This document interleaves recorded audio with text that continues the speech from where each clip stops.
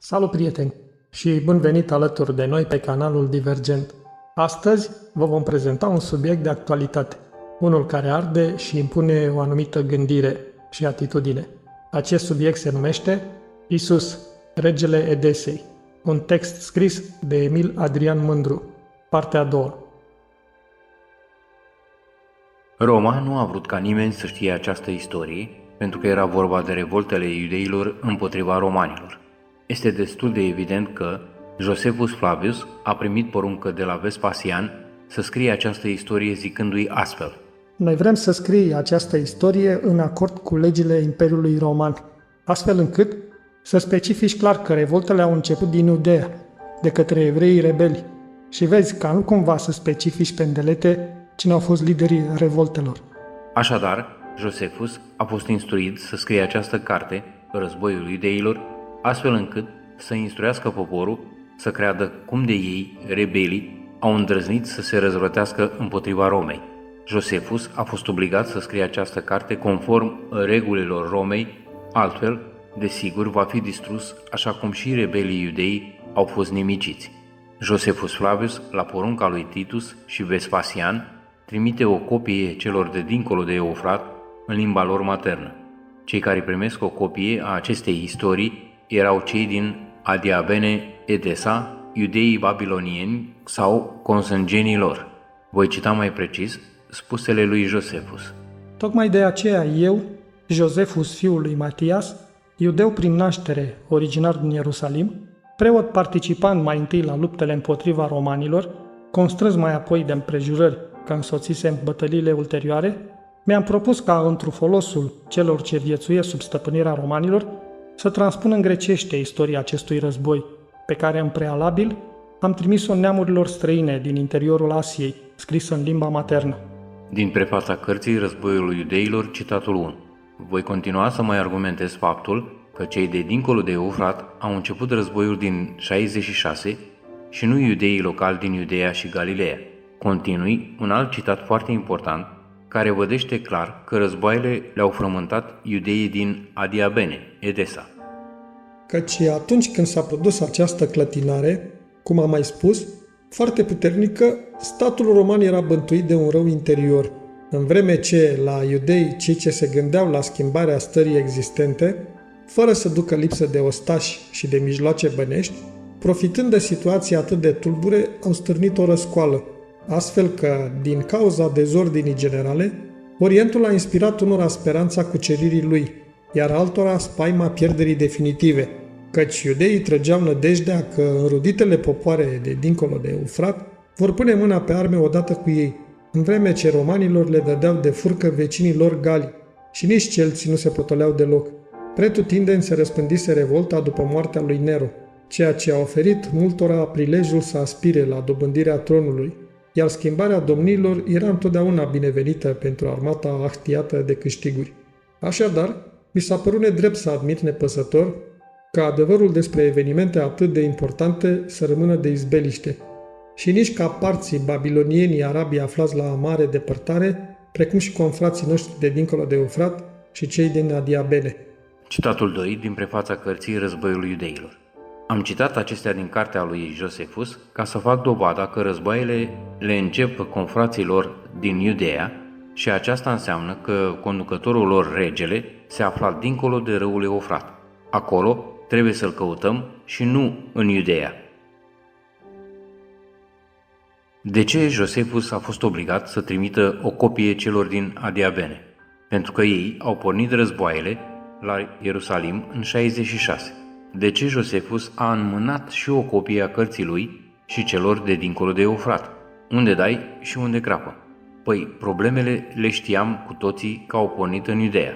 Nu? Ce legătură au avut cei din Adiabene cu cei din Iudeea? Asta înseamnă că autorul revoltelor, fiind totodată și rege, e musai să-l căutăm mai degrabă dincolo de Eufrat decât în Iudeea. Putem considera că problemele au fost minore în Iudeea, referitor la cine au fost cei care au atâțat războiul, și că putem conchide astfel, referindu-ne mai degrabă la cei din Adiabene, întrucât ei au pornit războiul la Ierusalim și în Iudeea. Asta înseamnă că acolo trebuie să căutăm regele făptaș care a dat astfel de ordini. De ce această istorie a fost scrisă și dată și celor din Babilon, respectiv Adiabene? Nu are nimic în comun cu Iudeea. Li s-au dat această scriere pentru că ei au fost iudeii babilonieni care au început războiul, conform scriitorului Josephus Flavius. Am să dau câteva detalii mai amănunțite, tot din cartea Războiul, ca să înțelegem cine au frământat războiul. Josephus menționează prima bătălie dintre iudeii babilonieni și trupele romane ale lui Cestius Gallus, care au și fost învinse de iudeii de dincolo de Eufrat și nu de cei din Iudeea. Vrem să aflăm cine a fost Izates Monobazus?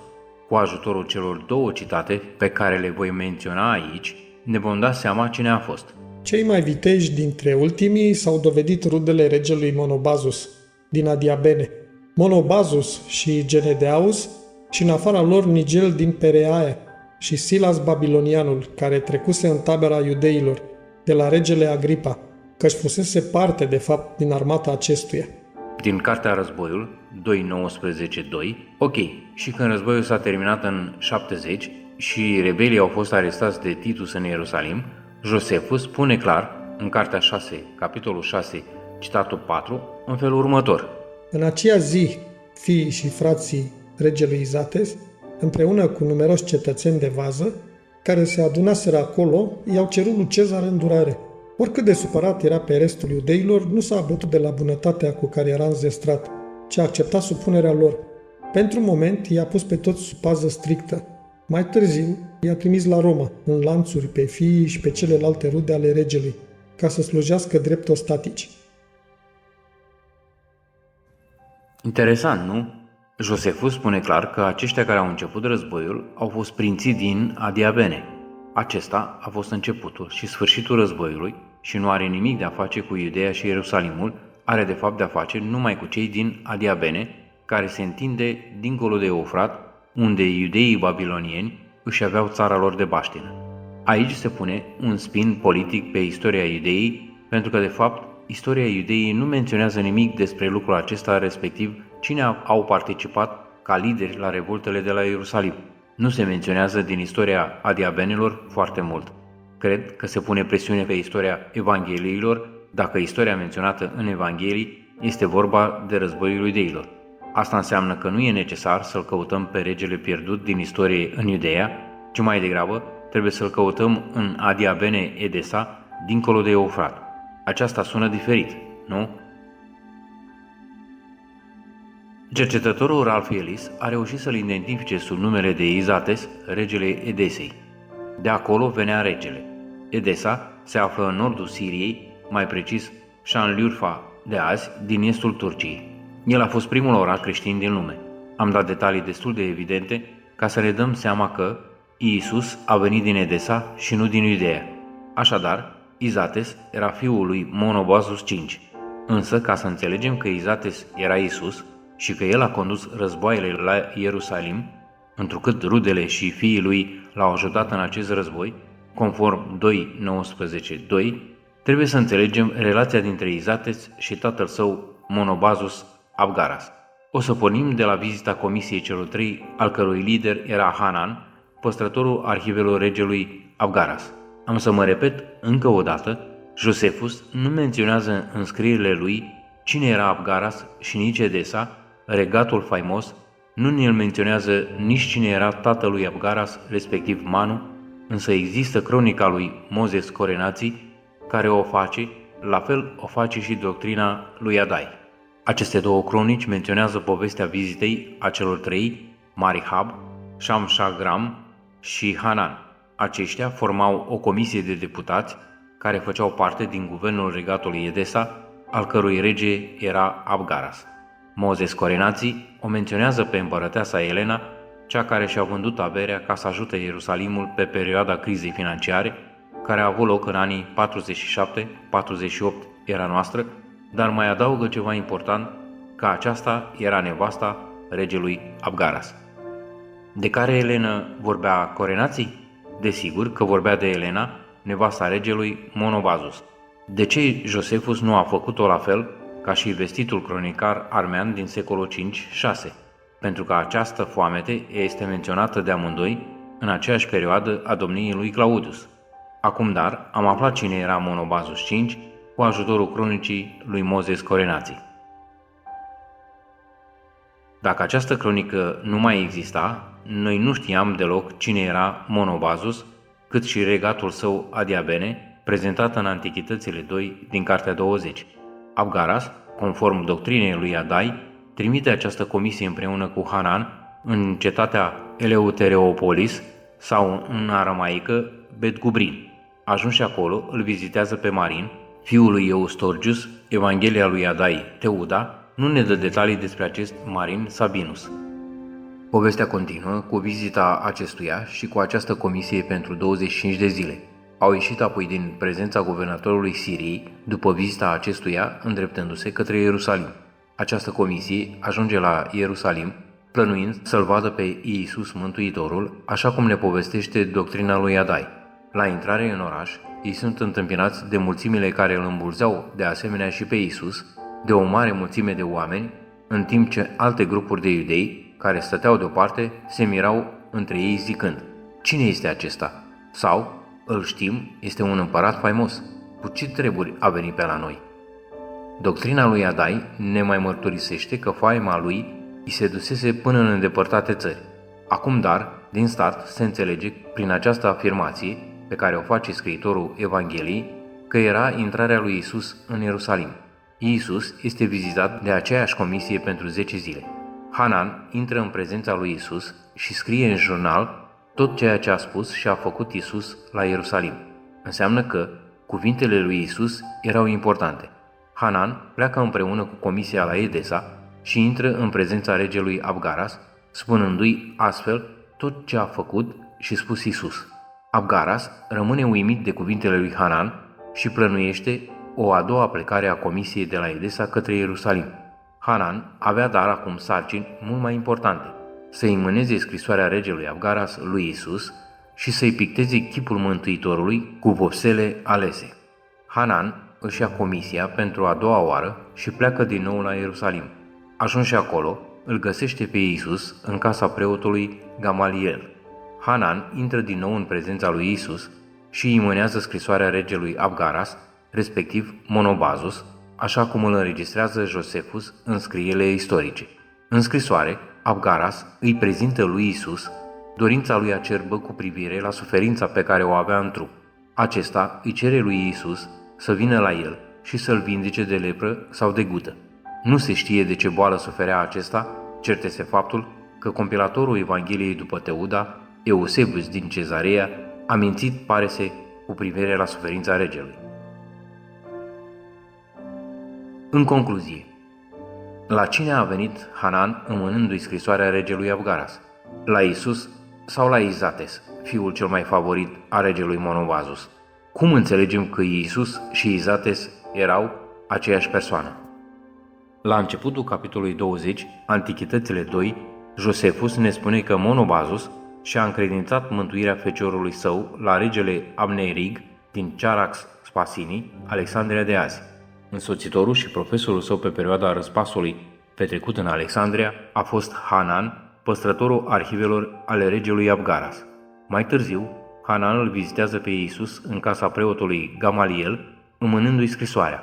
Desigur că Hanan, cel care l-a însoțit pe Izates în Alexandria, l-a vizitat și mai târziu tot pe același Izates în Ierusalim.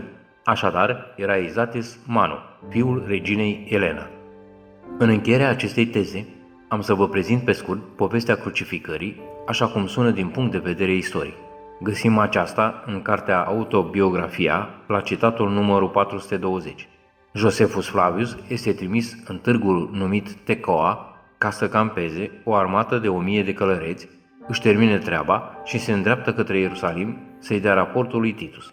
În drum spre reședința lui Titus, Josefus Flavius, marele comandor al trupelor lui Titus, dar și preot militar, vede în drumul său mai mulți captivi la crucificare, probabil mai mulți indivizi crucificați. Printre aceștia vede 3 victime care deja erau gata crucificate. Ei erau lideri, cunoștințe pe care Josefus le știa. Aici se înțelege fără îndoială că el lucraseră pentru ei, erau lideri ai revoltelor. Pentru asta au fost condamnați.